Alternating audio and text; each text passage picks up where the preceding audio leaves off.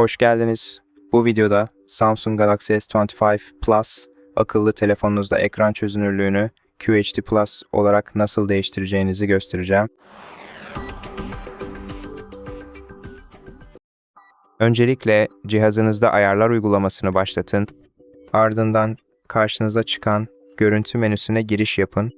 Burada görüntü menüsünde bulunan seçenekler arasından ekran çözünürlüğü kısmına doğru ilerleyelim ve burada duralım. QHD Plus seçmeniz, ardından uygula demeniz gerekiyor ve bundan sonra bu mod ekranınıza uygulanacaktır. Artık telefonunuz daha fazla pil gücü kullanacak ancak görüntü kalitesi önemli ölçüde daha iyi olacak.